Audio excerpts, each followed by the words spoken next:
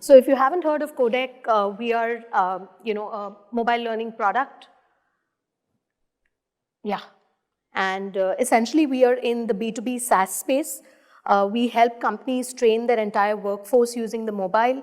And one of the biggest pillars that we actually stand on is gaming. So we take gaming to audiences in B2B where all of us have been subjected to extremely boring training previously.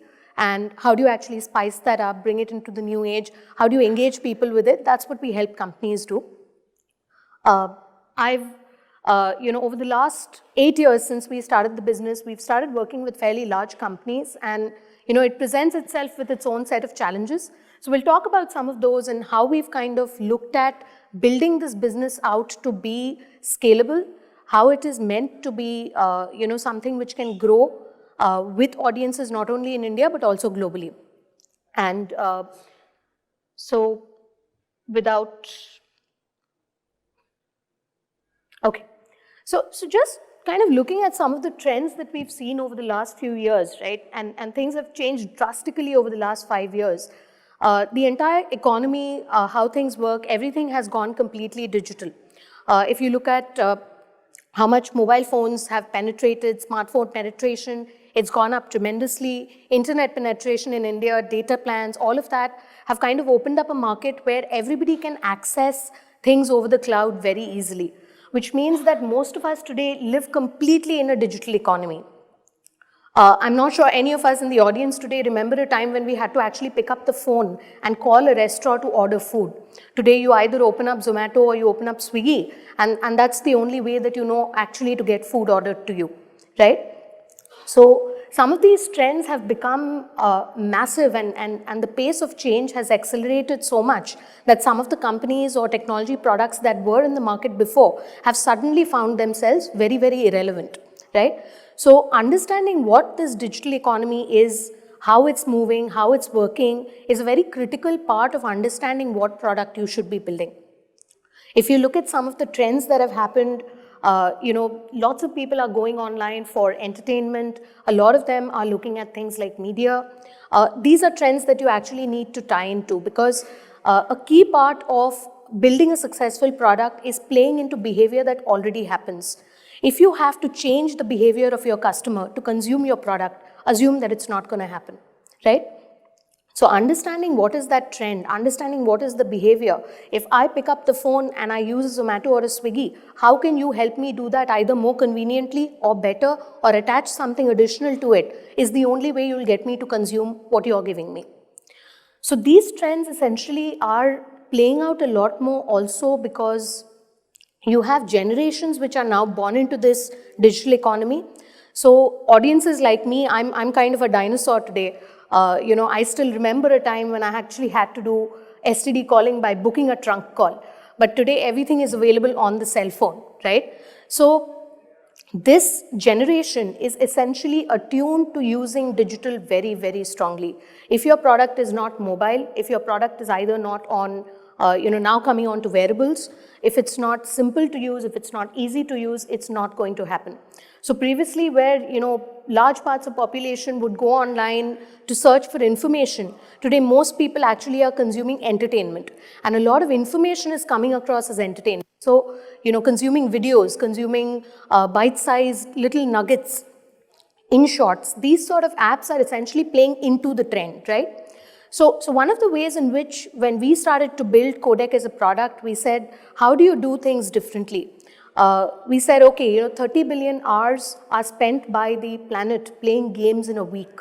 Now that's a behavior that essentially is entertainment oriented, but how can you tap into something like that? So we started looking at gaming and then realized that gaming actually had very small populations that actually went into things like Xbox, PlayStation, all of that. But hyper-casual gaming, which was your Candy Crush audience or your Angry Birds audience, were a much, much larger part of the workforce. So we started looking at how we could bring gaming into the workforce, and we said, no bringing in large gaming, complex gaming, none of that. We'll stick to very simple, almost no-brainer games where it doesn't require you to do anything but just keep pressing a button or clicking on something. And that itself gave us such dividends when we actually took the product out, because this was exactly what people were doing. And all we had to tell our customers was, look, these people are doing it anyway. If they're going to do Candy Crush through the day for a couple of hours, you might as well have them learning something from it. And that instantly resonated with the customers because they knew this was the behavior that was already happening, right? So one of the biggest questions when you design a product is, how do you map your consumer's behavior? How do you play into that behavior? And how do you ensure that that behavior is very natural and you're not asking him to change it, right? So how do you really actually design a product for a digital economy? Certain key things are extremely, they seem very small things, but they can actually amplify as you grow and scale. They can become big problems for you as you have more and more people coming to your product. One of the biggest things that we focus on is the UI and the UX of the product. Today, even in the B2B space, consumers are not looking for apps which are painful to use. They want things which are simple, intuitive, very easy to understand. Sometimes you literally have to lead your users through the product so they know exactly what to do next. That can be as you grow your product, that can actually become a big problem for you, because if, let's say you have a small base of maybe 10,000 users on your product today. Tomorrow when you have 2 million, if 80% of them don't know what to do with it, and people, in the initial stages, you will help consumers come up on your product, you will actually spend time, effort, helping them to understand what the product is. But you can do that for 10,000, you can't do it for 2 million. So therefore, your product has to actually sell itself, it has to actually direct the consumer themselves to do what they need to do. And this is not different in a B2B or a B2C product. Products are uniform across. UX is demanded by every consumer, whether they're consuming in the enterprise context or they're consuming in the consumer context, right? So UI and UX are, I think, one of the top things that you need to focus on when you actually start designing your product. I think the cloud is pretty much, I think it's pretty obvious choice. Having your products be accessible from anywhere and everywhere. For consumer products, obviously, this is pretty much the only way to go. But when you look at designing an enterprise product also, what you will realize is a lot of companies have now started moving towards the cloud. Previously, everything used to be hosted on-premise, but a lot of companies are now moving to either private clouds or they're actually going to public clouds as well. And the resistance to actually consume cloud-based products is coming down. Now that opens up a huge market for a lot of apps which can connect with other apps, provide functionalities, extend what enterprises are doing today. So it's really kind of a cloud revolution that's hitting enterprise as well. So that's something to actually leverage and think about. Connected ecosystems are, very critical for two sides of it. One is, I'll talk about it in the B2C context. In a B2C context, something as simple as, if I have say a file sharing app, can I connect with Google Drive? Can I connect with Dropbox? Just having seamless, interactions for your consumers where they don't have to step out of your app to do anything. That becomes a huge UX point, and it becomes a big way for you to actually take your product out to multiple people, right? So let's say, for example, one of the products that we integrate with is Slack. Any customer who actually uses Slack can see that QuoDeck is available to them as an integration on the Slack website. If that is there, then essentially you're tapping into not only your own markets, but you're also tapping into Slack markets, right? So the more integrations you can offer, maybe not as a plugin, but in various different ways, the more velocity you can build with your product as well. Now, this in a consumer context is pretty obvious, which is what I talked about, but even when you look at a B2B context, today companies are looking to do more and more. They're consuming, as I said, more cloud-based products. So having these interact with each other seamlessly gives them a lot of benefits. One is it makes things easier for their users. Second is from a data perspective, which is what enterprise customers are very, very strongly focused on. It brings them huge deltas, right? So think about how, when you start looking at designing your product, whether it's for a consumer or it's for a company, how can you do more for them? How can it be that your app becomes a bundle or the gateway for them to get access to a whole bunch of other things? It will ensure that they spend more time on your product, therefore they are more bought in and they continue to renew, right? Which is a big milestone for a lot of the SaaS-based products at least.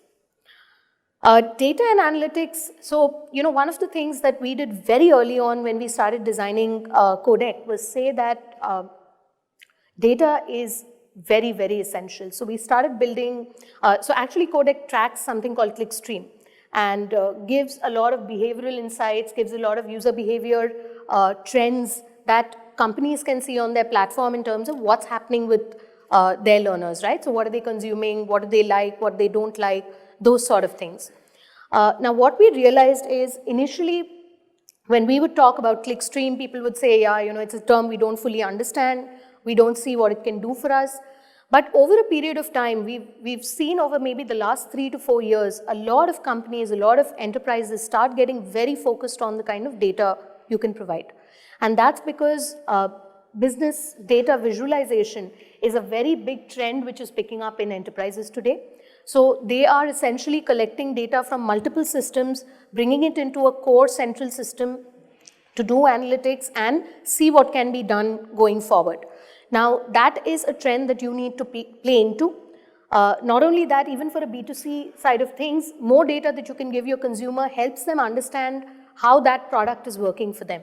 So make sure that data is one of the main pillars that you build your product on because it is today table stakes.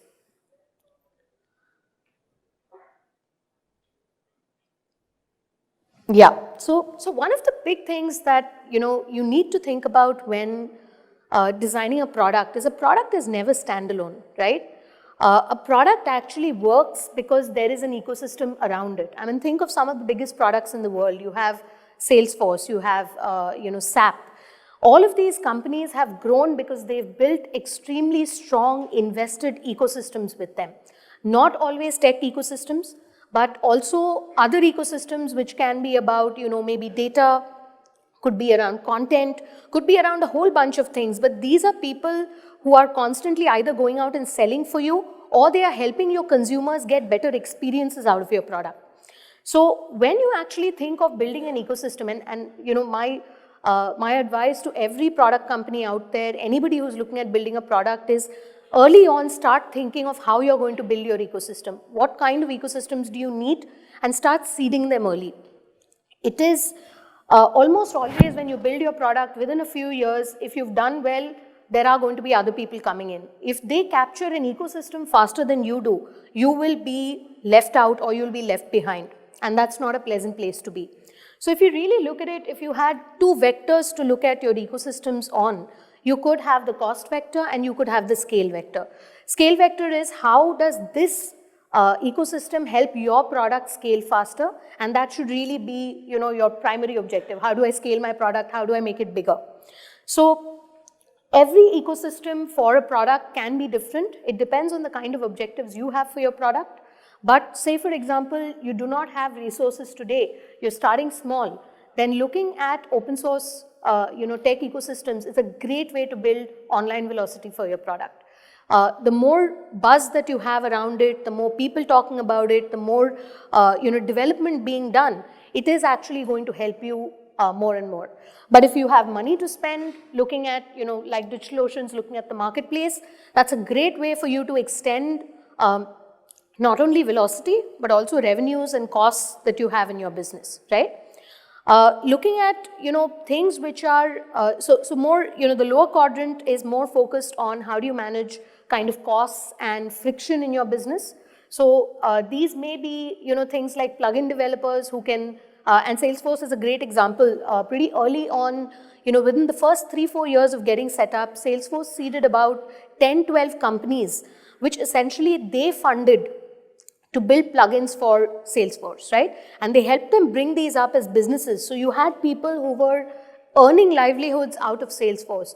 That's a very, very powerful thing. So if you have people who are actually earning off your product, they are going to be your best salespeople.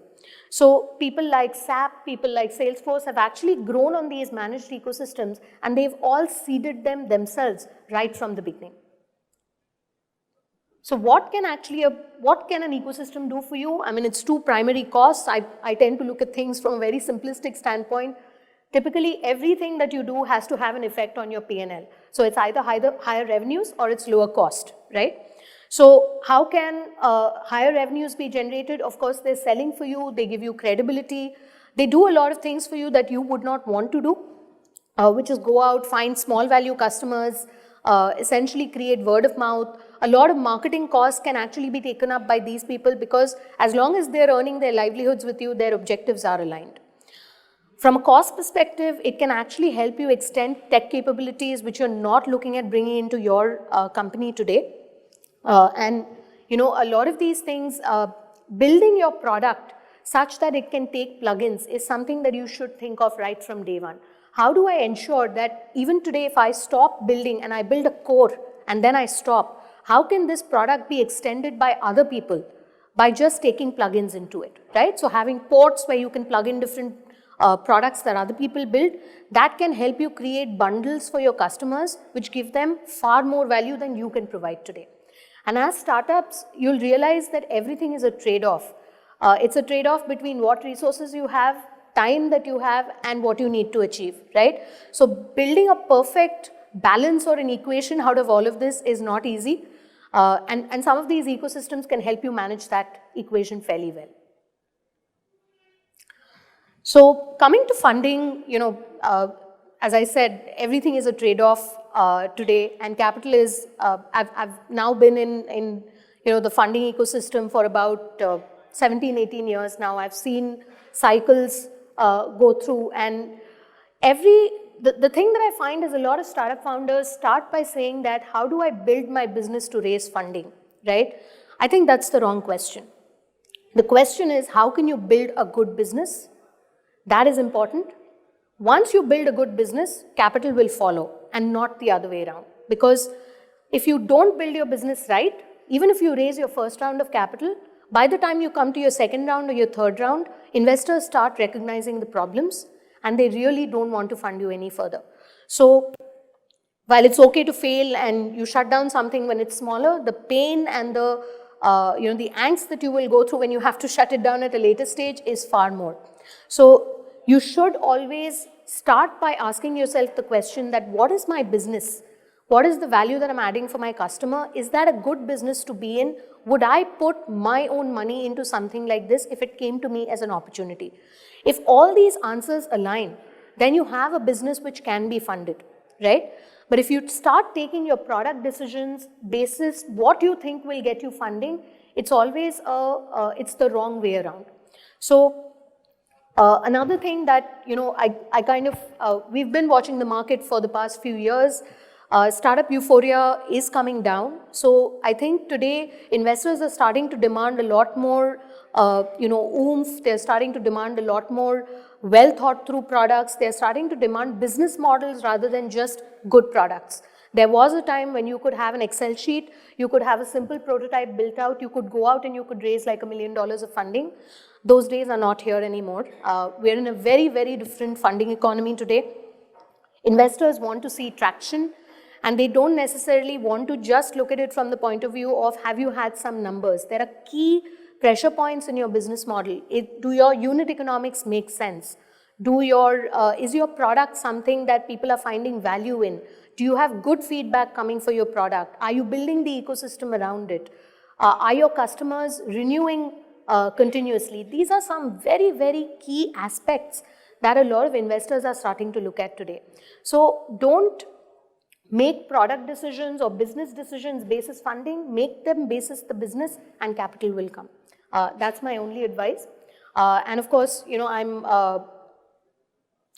why we here, one of the ways that we work, so we've been working with DigitalOcean for about 5-6 years now. We are extremely happy with them. We've worked with AWS, Azure, a lot of the other providers, but what we find about them is the simplicity, the scalability, solutions that they can provide us are simply fantastic, and that makes a huge difference when you have to go and tell your customer that, hey, you know what, there'll be no latency, your product will function seamlessly. Having a good cloud service provider, having a good partner in that is a fairly critical thing.